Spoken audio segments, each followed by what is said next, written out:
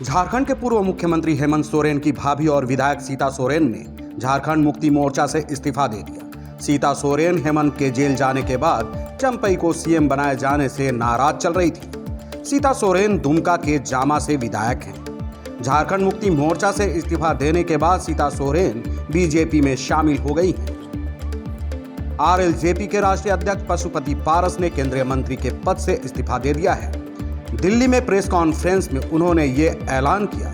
लोकसभा चुनाव के लिए एनडीए में हुए सीट बंटवारे में पशुपति पारस को एक भी सीट नहीं दिए जाने से वे नाराज थे। सूत्रों के मुताबिक वो आरजेडी के संपर्क में हैं। पशुपति पारस ने कहा कि एनडीए में मेरे साथ इंसाफी हुई, अब मैं तय करूंगा कि कहां जाना है। उन्होंने आगे कहा कि मैंने बहुत ईमानदारी से एनडीए की सेवा की। पीएम नरेंद्र मोदी देश के बड़े नेता हैं, लेकिन हमारी पार्टी और व्यक्तिगत रूप से हमारे साथ नाइंसाफी हुई, इसलिए मैं केंद्रीय मंत्री पद से इस्तीफा देता हूं। कर्नाटक पुलिस ने बीजेपी सांसद तेजस्वी सूर्या को हिरासत में ले लिया है। सूर्या अजान के समय को लेकर हुए विवाद में बेंगलुरु में हो रहे विरोध प्रदर्शन में शामिल होने पहुंचे थे। इस दौरान सूर्या ने प्रदर्शनकारियों से वापस जाने का आग्रह किया।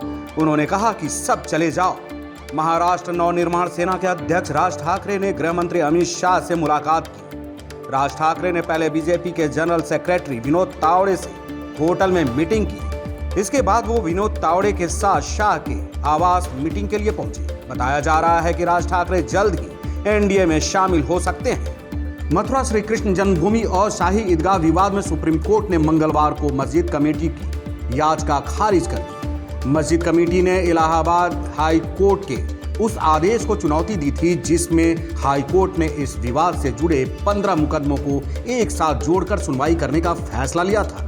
सुप्रीम कोर्ट ने कहा यह विषय हाई कोर्ट में ही रखिए। एलोपैथिक दवा प्रभाव मामले में सुप्रीम कोर्ट ने बाबा रामदेव और बालकृष्ण को तलब किया है। इस मामले पर सुनवाई करते हुए कोर्ट ने सख्त रुख अपनाया है और बाबा रामदेव से पूछा क्यों ना कोर्ट की अवमानना के तहत कार्रवाई की जाए। कोर्ट ने कहा कि पहली नजर में दोनों ने कानून का उल्लंघन किया है। मामले में अब अगली सुनवाई 2 हफ्ते बाद होगी। बिहार के सरकारी स्कूलों में 25 मार्च होली के दिन होने वाली वार्षिक परीक्षा की तारीख आगे बढ़ा दी गई है। शिक्षकों के विरोध के बाद अब यह परीक्षा 30 मार्च को होगी। शिक्षा विभाग की ओर से इस संबंध में लेटर जारी किया गया है। हालांकि शिक्षकों के लिए इस दिन विद्यालय खुले रहेंगे। भारत ने विनय कुमार को रूस के लिए देश का नया राजदूत अपॉइंट किया है। विदेश मंत्रालय के मुताबिक विनय अब तक म्यांमार के भारत के एम्बेसडर थे। अब वे रूस में पवन कपूर को रिप्लेस करेंगे। विनय जल्द ही अपना पद ग्रहण करेंगे। विनय भारतीय विदेश सेवा के 1992 बैच के अधिकारी हैं।